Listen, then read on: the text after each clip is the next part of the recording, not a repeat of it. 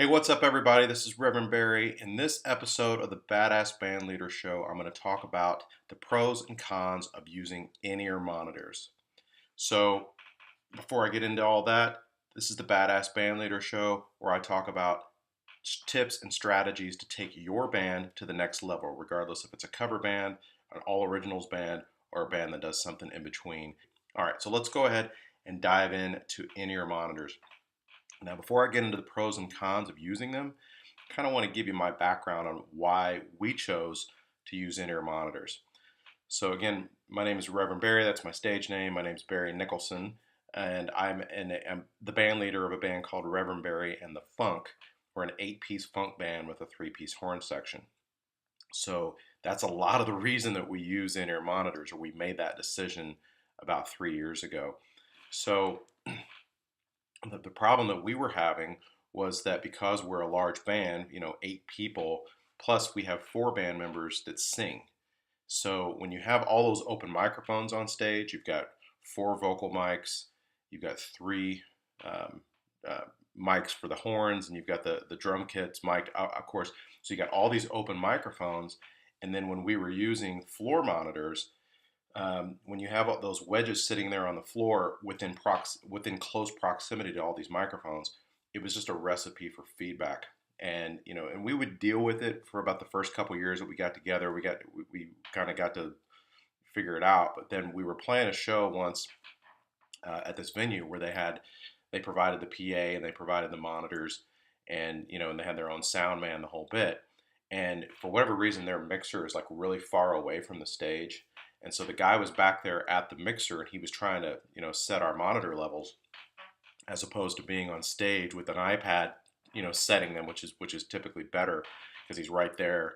Um, and so he was back far away from the stage and he's setting these levels and it kept feeding back. It sucked. We were like 15 minutes late starting the gig. I'm never happy with that. I don't like to start late. I like to start right on time. I don't like the stress. And then as the night went on, I think he couldn't get the feedback to go away, so he ended up just turning a lot of us down on our vocals, and so we couldn't really hear ourselves. And it was a 4-hour gig, and it was just really frustrating. And I just remembered thinking I was about halfway through the gig, and I made the decision that night. I said, I have got to look into these in-ear monitors. Now, I was kind of holding out and didn't do it for a long time, even though one of my very best friends is the monitor engineer for a major company that goes on tour like with the Eagles, Travis Scott, these big acts. And so he had kept telling me, dude, you need to get yourself some in-ear monitors. And I was kind of like, well, I don't, I was using the typical excuse of, well, I don't want to feel isolated from the crowd, or I like the sound of a live band, and I do. I mean, we don't use in-ears absolutely everywhere we go. Like if we play a festival and we only have like a 30-minute changeover, we can't use in-ears there. But usually that's outdoors. They've got hopefully high quality monitors there, and you've got a lot of room on the stage. I'd love to hear the sound of the band sort of in its natural state, certainly, but man, when you're playing clubs and you're doing your own gigs and you're walking into these situations a lot of times where it's maybe a small stage or it's just some sort of weird setup, it is awesome to have your own in-ear monitors. So now, before I go into the pros and cons, and I'm going to I don't want to assume that people actually know how in-ear monitors work, uh, which actually that may seem, maybe if you're more advanced, you get it. But so the way that our system works, we decided to go ahead and invest in a mixer because at the time we were using just like I think it was an analog mixer that we had that was only 16 channels or 24 or something. So we went ahead and took the leap. We bought a Yamaha TF5 32 channel digital mixer. And one of the main reasons we use that is because it has an app. A lot of the modern mixers do this. Um, so this is just in demo mode. So this is on my phone. Now, most of the modern mixers do this. So like, the X32 is a really popular mixer, the Behringer or Midas or what brand, I always get confused with that. I know that PreSonus has a unit that's very similar to this, and they all have apps that are free. You can download them. And so, like my monitor mix would be assigned to my phone, or to my app, and then I just go in and I turn the levels down for each instrument that I want to hear or not hear. And you can even do cool things like you can group it. So like if like I have the drum level set, the kick, the snare, and the hats the way that I like to hear it, and then I just, instead of having all those individual like instruments, I just group them, um, and then I just have the drums that I just turn up and down, and I do the same with the horns, so that keeps it sort of condensed. And like the vocals, the backup vocals, I have those all condensed into one little group. So it works out great. Now, I want to clear up some confusion. We've had people like that come sub for us, like a drummer that they're not really used to using in-ear monitors, and I think they think that the sound actually comes from the phone. So I've noticed him trying to like plug in his earphones or his headphones to the phone itself, thinking that the sound from his monitors is going to come through the phone. And I try to explain, like, no, no, no, that's not how it works. So we usually just kind of end up giving him a wedge. And but no, the way that that it actually works is, all this is doing is, this is just turning your levels up and down from the signal that's coming from the mixer. So like if your signal's coming through the mixer, a lot of times it'll come through the snake, and then you have the aux channels for your mixers. Then that needs to go somewhere. So that's going to be an XLR cable. It's going to be going out to, most of the time, it's going to go out to a wireless unit. So you actually need a wireless pack that's going to transmit that signal to your ears. I don't have our wireless packs here with me, but you don't have to use a wireless. You could use a wired in-ear system. It's okay. You really basically need, at that point, it's essentially a headphone amp. So like in our case, our keyboard player does not use in-ear monitors. He's kind of old school. He wants to hold out and just use a wedge. But if he did use in-ear monitors, he just sits there in the same spot all night, right? So he's playing keys, and so he doesn't move. So he wouldn't need a wireless pack usually. So he could actually have like a wired unit, where it wouldn't be as cool, that way he'd have to like take him out if he wanted to move across stage or something. But or a drummer would be the same way, and he's going to sit on the throne all night. He's not going to move around. So you don't necessarily have to have those wireless units for your in-ears, because that's where the expense is. And now, so I'm going to kind of shift gears here into the cons. One of the cons of in-ear monitors for the systems, the full systems, they are kind of expensive. They like that mixer that we bought. Now, granted, that's a mixer that we're using for our entire rig, so it was a good investment for us overall. But it was hard to swallow. It was $3,500, and at the time, I didn't have that kind of money sitting in the bank, so we ended up financing it through Sam Ash or something, and paid it out over time because we had a lot of gigs booked, and I knew I could pay it off. Um, so we needed the mixer, and then we wanted to have wireless units for at least the three front people in our band. So, but those wireless units can be pretty pricey. I ended up finding a deal on somebody had three. I can't remember the brand. Oh, it's an Audio Technica. I found them on eBay. Somebody had one of these things where they said we've never actually used these. We bought them, and sure enough, it was a great deal. I got three of them, the same kind, the rack mount. So I put those, so that's what we use, and we each have our own wireless units. Now, but the big thing is using quality in-ears.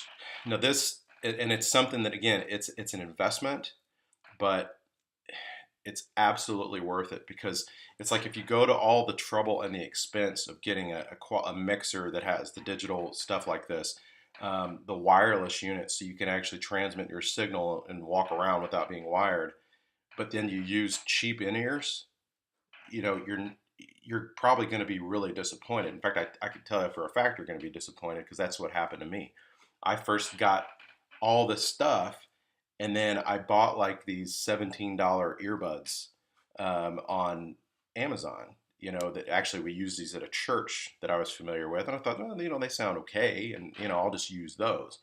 So it's like we got this whole in-ear system, and then I got it. I was using these cheap little earbuds, and I was like really disappointed in the way that it sounded. but I thought, I'm not. I've made this commitment. I'm not going to give up on this.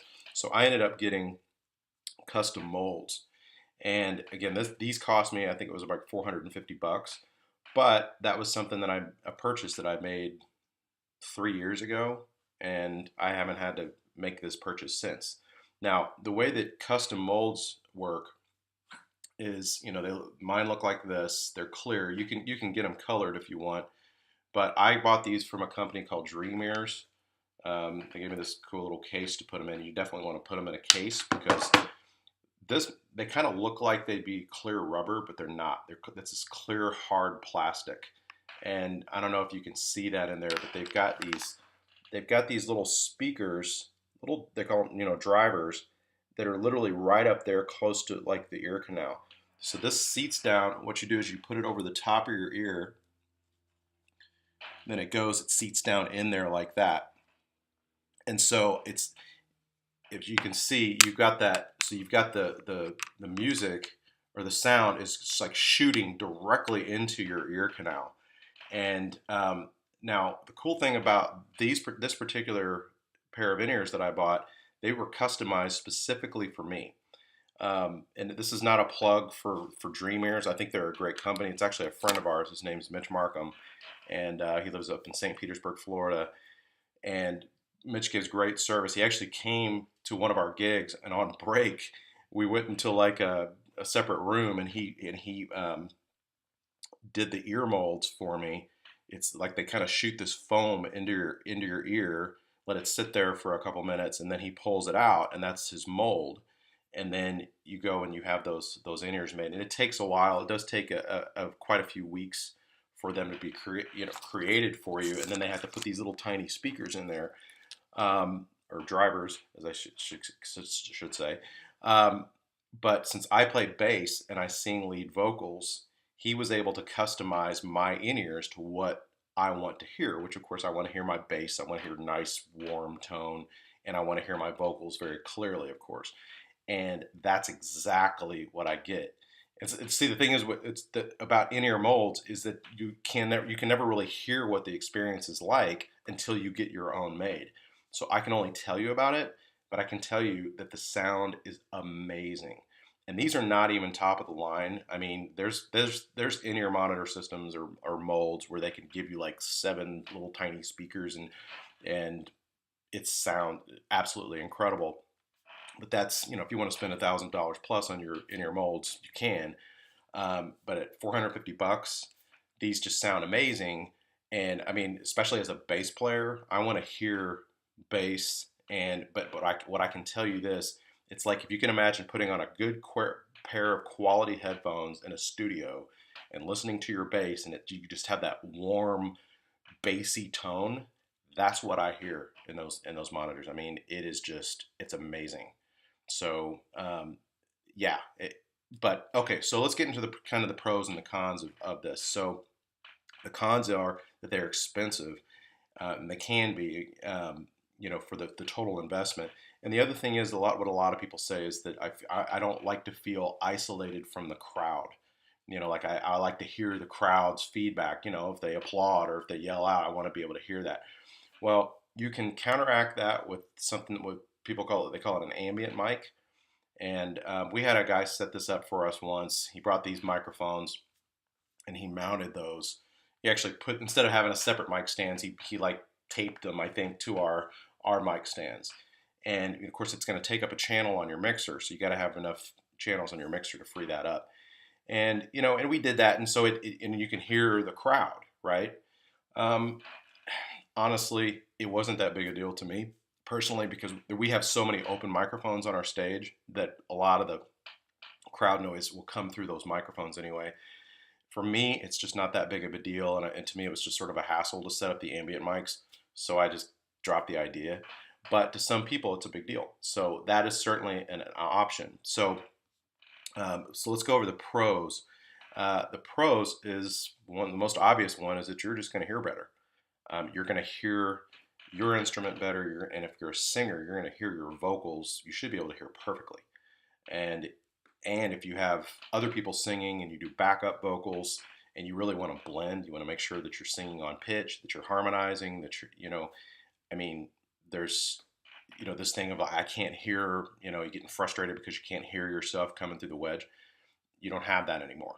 And obviously, so, and then if you just want to be tight, I mean, if you really sit and think about how many gigs have you played and we're in a poor sound situation where maybe you couldn't hear the keyboards, or maybe you couldn't.